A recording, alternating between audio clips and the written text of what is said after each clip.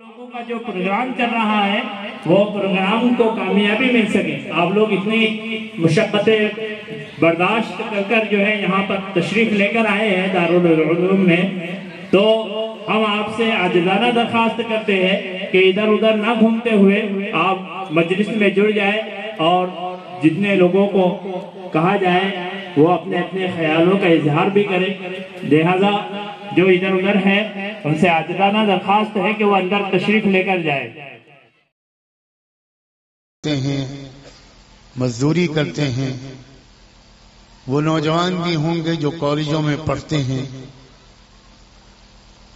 اسی طرح خواتین میں وہ بھی ہوں گی سینکڑوں اور ہزاروں کی تعداد میں جو ماں بن چکی ہیں, وہ بھی ہیں جو بیویاں ہیں, بیٹیاں ہیں, بہنیں ہیں.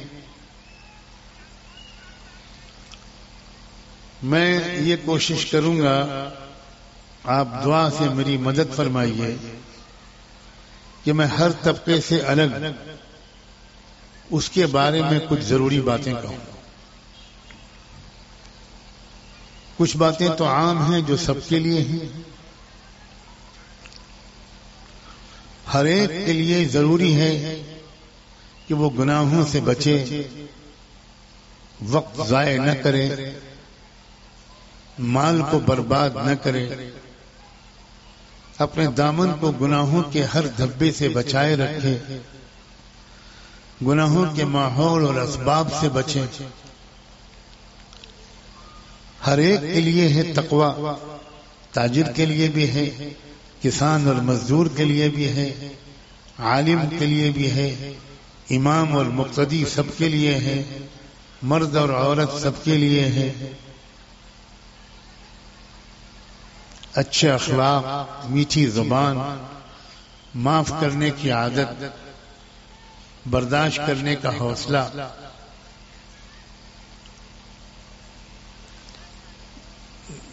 جلن, حسد, کینے, نفرت اور عداوت اور دشمنی سے سینے کا صاف رہنا, یہ عالم کے لیے بھی ضروری, عام آدمی کے لیے بھی ضروری, مرد کے لیے بھی ضروری, عورت کے لیے بھی ضروری. نمازوں کا اہتمام, قرآن کی تلاوت, آنکھوں پر قابو رکھنا, بد نظری, بدفعلی, بدکاری, ہر قسم کی بدکاری سے بچنا, کسی کا برا نہ چاہنا, لوگوں کے دکھ سکھ میں شریک رہنا, سب کا بھلا چاہنا, سب کی خیر خواہی, یہ بالکل عام ہے, ہر ایک کے لیے ضروری. اس کے بغیر کوئی مسلمان نہیں ہو سکتا. ہر مرد اور ہر عورت کے اندر حیا ہو, بے شرمی کی باتوں سے ہر ایک بچے, بری صحبتوں سے ہر ایک بچے, بہت زیادہ ہنسے بھی نہیں, بہت زیادہ باتیں بھی نہ کرے, جی لگا کر نماز پڑھنے کی کوشش کرے. یہ چیزیں وہ ہیں جو سب کے لیے ضروری ہیں, اور انہی کا نام اسلام ہے. کرتا پاجامے, ٹوپی اور داڑھی کا نام اسلام نہیں ہے. اسلام کردار کا نام ہے, اسلام جذبات کا نام ہے, اسلام اخلاق کا نام ہے, اسلام سادگی کا نام ہے, اسلام حیا اور شرم کا نام ہے, اسلام ہمیشہ سچ بولنے کا نام ہے, کسی کا برا نہ چاہنے کا نام ہے, کسی کو دھوکہ نہ دینے کا نام ہے, کبھی جھوٹ نہ بولنے کا نام ہے. یہ سارے جملے آپ سن رہے ہیں, ایک ایک جملے پر خدا کرے ہر سننے والا صرف اپنے طرف دیکھے, کسی اور کی طرف نہ دیکھے. ہر سننے والا اور ہر سننے والی یہ دیکھیں کہ کیا یہ چیزیں میرے اندر ہیں. یہ الفاظ جو میں بول رہا ہوں وہ خالی زور خطابت میں نہیں بول رہا ہوں, یہ چھوٹے چھوٹے سادہ جملوں کے ذریعے میں اس جانب توجہ مبذول کرنا چاہتا ہوں آپ سب کی محبت اور احترام کے ساتھ کہ اللہ کے واسطے اپنے گریبان میں ہم جھانک کر دیکھیں تو ہم کو خود شرمندگی کے ساتھ اس بات کا احساس اور اعتراف ہوگا کہ ہمارا اسلام بہت ادھورا اور ناقص ہے.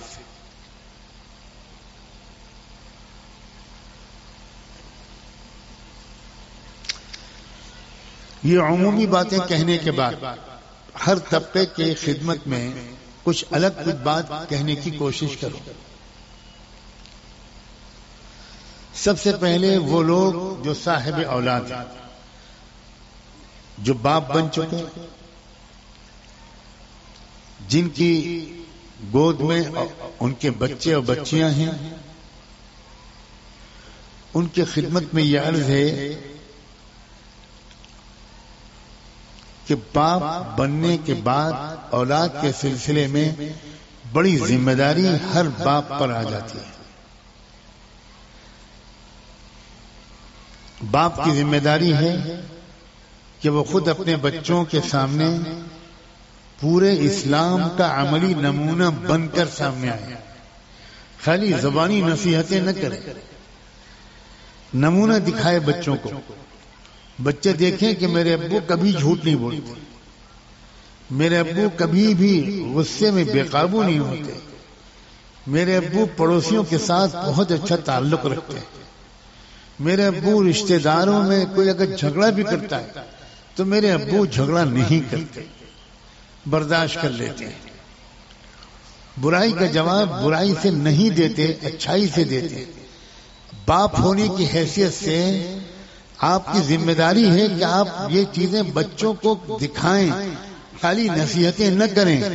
جو باپ عمل نہیں کرتا، بچوں کو نصیحت کرتا ہے، وہ بچوں کو منافق بنا رہا ہے. وہ بچوں کو سکھا رہا ہے کہ ابو بھی کہتے ہیں، کرتے تو ہے نہیں، تو ہم بھی کہنے والے بنیں گے، کرنے والے تو بننا نہیں. اکثر باپ لوگوں سے یہ غلطی ہو رہی. میں آپ کے سامنے کوئی اونچی علمی تقریر کرنے کے لیے حاضر نہیں ہوا، مجھے آتا بھی نہیں. بہت معمولی پڑھا لکھا ایک معمولی سا طالب علم، سیدھی سادی زبان میں اپنے عام بزرگوں اور بھائیوں، نوجوانوں سے اور بہنوں سے ضروری بات کرنے کے لیے حاضر ہوا. اور شکر گزار ہوں کہ مجھے یہاں کے ذمہ داروں نے موقع دیا کہ اتنے بڑے مجمع کو بلا لیا. کتنی ان کو زحمت اٹھانی پڑی ہوگی، ورنہ آپ سب کا حق تو یہ تھا کہ میں آپ میں سے ایک ایک کے گھر جاتا، ایک ایک کی دکان پر حاضر ہوتا، فقیروں کی طرح صدا لگاتا اور آپ سے کہتا کہ 5 منٹ بات کرنے کا موقع دے دیجئے. آپ کہتے کہ 1 گھنٹے کے بعد بات ہوگی، تو میں وہیں دروازے پر بیٹھ جاتا، انتظار کرتا رہتا. جب 1 گھنٹے کے بعد آپ موقع دیتے تو میں آپ سے کچھ ضروری بات کر کے چلا آتا. آپ کا حق تو یہ تھا. آپ معمولی قوم کے فرد نہیں ہیں، آپ سرور کائنات امام الانبیاء رحمت دو عالم صلی اللہ علیہ وآلہ وسلم کی امت. جس طرح وہ خاتم النبیین تھے، اسی طرح آپ خاتم الامم ہیں. آپ کے بعد کوئی امت صاحب رسالت، صاحب نبوت نہیں آنے والی. آپ سب کا بہت اہم مقام ہے. یہ الگ بات ہے کہ ہم اپنی حیثیت بھول گئے. اس لیے مجھے بہت شکریہ ادا کرنا چاہیے کہ جو حضرات یہ موقع دے دیتے ہیں کہ اتنے لوگ جمع ہیں، اب اپنا سبق سناؤ. باپ کے حیثیت سے اپنی ذمہ داریاں پہچانیے اور ادا کیجیے. خدا کرے میری یہ بات غلط ہو کہ 99% باپ اپنی اولاد کی صحیح تربیت نہیں کر رہے. باپوں کو پیسہ کمانے کے سوا کسی اور چیز کی زیادہ فکر نہیں. صبح سے رات تک وہ کاروبار میں، ملازمت میں لگے رہتے ہیں.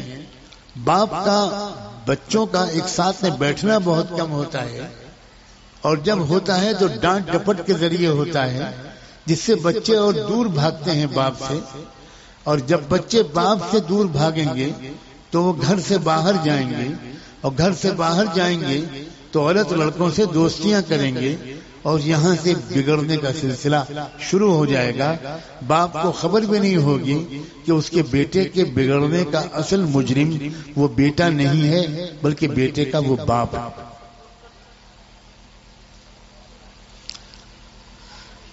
افسوس یہ ہے کہ میں اگر باپوں سے یہ کہوں، آپ سب سے جو باپ بن چکے ہیں، کہ بھائی اپنے بیٹے کو قرآن سمجھائیے، اپنے بیٹے کو اسلام سمجھائیے۔ اسلام وہ نہ سمجھے کہ کرتا پاجامہ پہننے کا نام، وہ نہ سمجھے کہ اسلام جمعے کی نماز پڑھنے کا نام، وہ نہ سمجھے کہ اسلام خالی عقیقے اور ولیمے کا نام، وہ سمجھے اسلام ایک بہترین انسان بننے کا نام، بہترین بیٹا، بہترین بھائی، بہترین بہن، بہترین بیوی، بہترین شوہر، بہترین پڑوسی، بہترین چچا، خالو، ماموں اور پھوپھا، بہترین تاجر، بہترین کسان۔ یہ ہے اسلام کا مطلب۔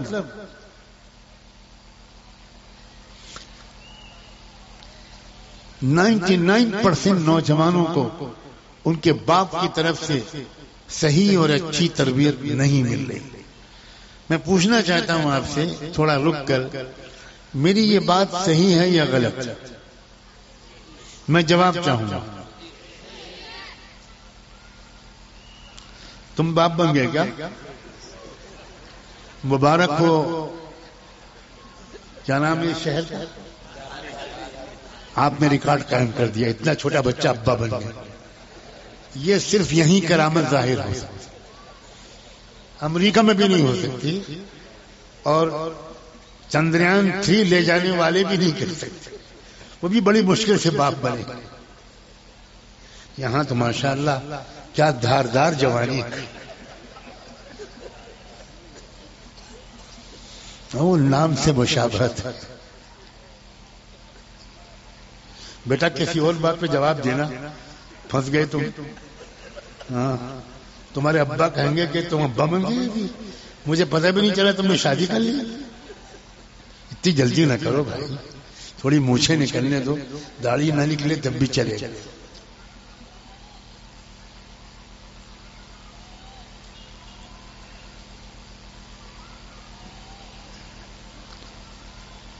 کتنی دکھ کے ساتھ میں یہ بات کہہ رہا ہوں، کاش کہ آپ سمجھ سکیں۔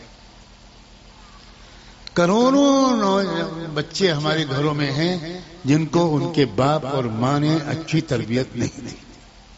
کروڑوں لوگ شکایت کرتے ہیں کہ لڑکے نشہ کرنے لگے، لڑکے ڈرگ لینے لگے، لڑکے موبائل کا غلط استعمال کرنے لگے، لڑکے یہ کرنے لگے، لڑکے وہ کرنے لگے، لڑکیاں یہ کرنے لگیں، لڑکیاں وہ کرنے لگیں، لڑکیاں ایرے غیرے کے ساتھ بھاگنے لگیں۔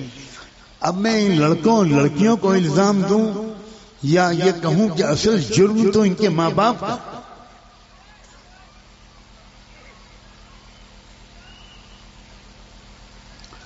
اس لیے میں بات کو پھیلائے بغیر آپ سے یہ کہوں گا کہ خدا کے واسطے باپ کی جو ذمہ داریاں ہیں ان کو ادا کیجیے، کہیے انشاءاللہ۔ آپ سمجھیے کہ آپ کی ذمہ داری ہے کہ آپ کا بچہ سچا انسان بنے، کبھی جھوٹ نہ بولے، کبھی اس کی زبان پر کوئی گالی نہ آئے۔ یہ آپ کی ذمہ داری ہے، اور آپ اگر بچے کو پیار محبت سے سمجھائیں گے تو بچے مان جاتے ہیں۔ محبت کی زبان میں بڑا اثر ہے۔ آپ صرف ڈانٹ ڈپٹ کریں، فجر کی نماز میں ڈانٹ کر تھپڑ مار کے اٹھا دیں، یہ تربیت نہیں ہے۔ اسلام کو خود سمجھیے اور اپنے بچوں کو سمجھائیے۔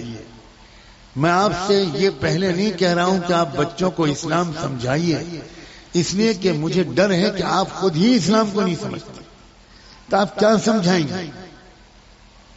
کیا آپ کو پتا ہے اسلام کسے کہتے ہیں؟ اللہ کے رسول نے فرمایا جس کی زبان اور ہاتھوں سے کسی کو تکلیف پہنچے وہ مسلمان نہیں. آپ نے فرمایا کہ جو خود تو کھا لے اس کا پڑوسی بھوکا سو جائے وہ ایمان والا نہیں ہے. آپ نے فرمایا جس سے لوگ دوستی اس لیے رکھیں کہ یہ علاقے کا دادا ہے اس سے دوستی رکھو تبھی ٹھیک ہے وہ شخص اسلام میں نہیں ہے. جس کے شر سے بچنے کے لیے لوگ اس سے تعلق رکھیں وہ مسلمان نہیں ہے. آپ نے فرمایا جو دھوکہ دے کوئی گھٹیا درجے کی چیز پیش دے اور بڑھیا چیز کی قیمت لے لے وہ مسلمان نہیں ہے اس کا ہم سے کوئی تعلق نہیں.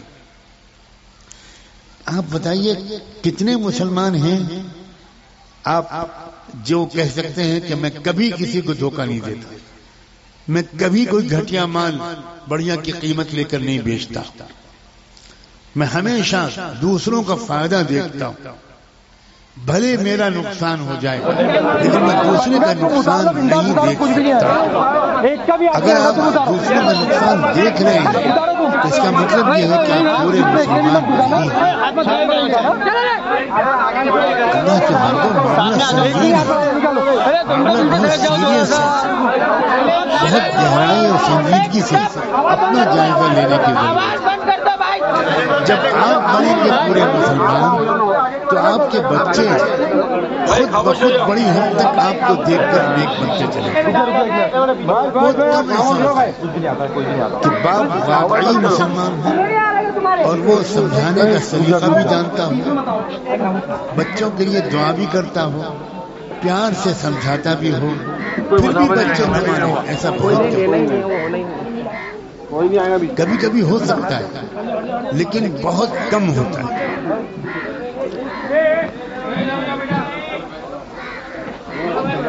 زندگی گزارنے کا ایک طریقہ یہ ہے, اور یہ میں سب کے لیے کہہ رہا ہوں, کہ اپنے لیے ہم جئیں صرف, اور ایک ہم سب کے لیے جئیں. دونوں میں زمین آسمان کا فرق ہے. میں قسم کھا کے کہنے کو تیار ہوں اگرچہ میری قسم کھانے کی عادت نہیں ہے کہ جو صرف اپنے لیے جیتا ہے, اپنی فیملی اور بچوں کے لیے جیتا ہے, سماج کے لیے نہیں جیتا وہ مسلمان نہیں ہے. الدین النصیحہ, اللہ کے رسول نے فرمایا جانتے ہو دین کیا ہے؟ دین کہتے ہیں سب کی خیر خواہی کو, سب کا بھلا چاہنے کو. لوگوں اسلام پھیلا کیوں تھا؟ اسلام تقریروں سے نہیں پھیلا تھا, اسلام جلسوں سے نہیں پھیلا تھا. کوئی مجھے ایک جلسے کی روایت دکھا دے صحابہ کے دور کی, ایک جلسے کی روایت, یہاں اتنے علماء بیٹھے ہیں, ایک جلسے کا واقعہ دکھا دے کہ جس میں صدیق اکبر نے تقریر کی ہو غیر مسلموں کے سامنے, سیدنا عمر فاروق نے تقریر کی ہو, کوئی جلسہ ہوا ہو, اس میں لوگوں کو بلایا گیا ہو, کوئی ایک واقعہ دکھا دو. جلسوں سے اسلام پھیلتا ہوتا تو سب سے زیادہ اس دور میں پھیلتا, کیونکہ جتنے جلسے اس دور میں ہو رہے ہیں اسلامی تاریخ میں کبھی نہیں. یہ غور سے سنا آپ نے؟ نہیں سنا. سننے والا ایک ہی بچہ ہے بس. مجھے اب تک یہ لگ رہا ہے کہ اسی ایک بچے نے سنا ہے بس, بڈھے کوئی نہیں سن رہا. کیا کہا میں نے؟ اب امتحان لوں. مجھے کوئی جلسہ بتائیے حضرت عثمان کی تقریر, حضرت علی کی تقریر, جس کے بعد ہزاروں لوگوں نے کلمہ پڑھا.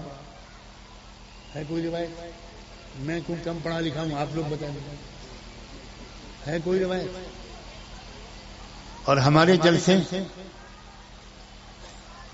دنیا میں سب کسی قوم کے جلسے اتنے نہیں ہوتے جتنے مسلمانوں کے. ہم لوگ جلسہ کھیلتے. بچپن میں بھی کھیلتا تھا کیونکہ اور کسی کھیل کا شوق ہی نہیں تھا, تو بڑوں کو دیکھتا تھا تو وہ تو بڑی مفید باتیں کرتے تھے. ہم لوگ چھوٹے 6-7 سال کے بچے تو بچے تو وہی دیکھ کرتے ہیں جو بڑوں کو کرتا ہوا دیکھتے ہیں. تو ہم لوگ جلسہ کھیلتے تھے. ایک ڈنڈا لے آتے تھے, اس ڈنڈے میں ایک گلاس باندھ دیتے تھے, وہ مائکروفون ہو جاتا تھا, اور اس میں ایک رسی باندھتے تھے, اور رسی کھمبے میں ایک بالٹی سے باندھ دیتے تھے. وہ بالٹی کیا ہو جاتی تھی؟ Loud speaker. اور ہم لوگ اتنے چھوٹے تھے کہ تتلی زبان میں بولتے تھے. اللہ نے زمین بنائی, اللہ نے آسمان بنایا, اللہ نے چاند ستارے بنائے.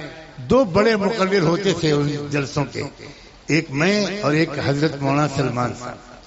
ہم 2 لوگ ہوتے تھے, اور چھوٹے چھوٹے بچے سامنے بیٹھتے تھے, اور ہماری دھن دھڑ دھڑ. یہ ہمارا کھیل تھا. اب بڑھاپے میں بھی وہی کھیل کھیل رہے ہیں. جلسوں سے اسلام نہیں پھیلا تھا. دنیا کی قومیں مسلمانوں کو دیکھ کر حیرت میں پڑتی تھیں اور اسلام لاتا. دنیا کے نوجوان مسلم نوجوانوں کو دیکھتے تھے, ان کی پاک دامنی کو, بڑوں کے ادب کو, بڑوں کی عزت جس طرح وہ نوجوان کرتے تھے. کسی سڑک پار کرتے ہوئے بوڑھے کو کوئی نوجوان دیکھتا تھا تو کبھی اکیلے چھوڑتا ہی نہیں تھا. اس کو اطمینان سے, چاہے وہ یہودی ہو, چاہے وہ عیسائی ہو, چاہے وہ مشرک ہو, چاہے وہ منافق ہو, لیکن اگر وہ بوڑھا ہے, کمزور ہے, تو نوجوان صحابہ, نوجوان تابعین وہ اس کی مدد کرتے تھے, خدمت کرتے تھے, گھر میں جا کر سودا لا کے دیتے تھے, بیماروں کی عیادت کرتے تھے, پورا شہر صاف رکھتے تھے. مدینہ منورہ پوری دنیا کا سب سے صاف شہر بن گیا تھا, پوری دنیا کا. وہاں کوئی میونسپل کارپوریشن کے صفائی کرمچاری نہیں تھے, لیکن ہر مسلمان اپنے گھر کو صاف رکھتا تھا اور اپنے گھر کے سامنے کے حصے کو صاف رکھتا تھا. اسلام کچھ اور تھا لوگوں, ہم لوگوں نے حلیہ بگاڑ دیا. اس اسلام کو دیکھ کر دنیا کے لوگ مسلمانوں سے محبت کرتے تھے اور اسلام سے محبت کرتے تھے. ہمارے والے اسلام کو دیکھ کر دنیا کے لوگ مسلمانوں سے بھی نفرت کرنے لگے اور اسلام سے بھی نفرت. ہم الزام ان کو دیتے تھے, قصور اپنا نکل آئے.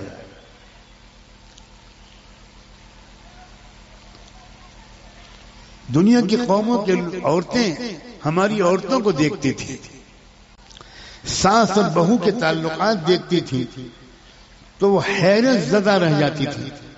میں بخدا تاریخ کی کتابوں کے تفصیلی مطالعے کے بعد کہہ رہا ہوں, اور عربی ادب کی کتابوں کے مطالعے کے بعد.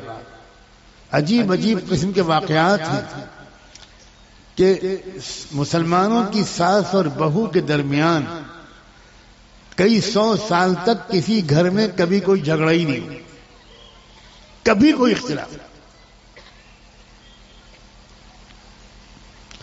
اور وہ عیسائی عورتیں, یہودی عورتیں, مجوسی عورتیں وہ آتی تھیں, یہ لوگ گھر میں بلاتی تھیں, گھر میں ضیافت ہوتی تھی, کھانے کھلاتی تھیں, ان کا استقبال کرتی تھیں. صحابیات, تابعین عورتیں دیکھا تو وہ پوچھتی تھی کہ بیٹی ہے آپ کی, تو وہ بتاتی تھی نہیں میری تیسری بہو. تو بہو اور ساس کے درمیان ایسی محبت ہوتی تھی کہ اس کو دیکھ کر وہ حیران رہ جاتے.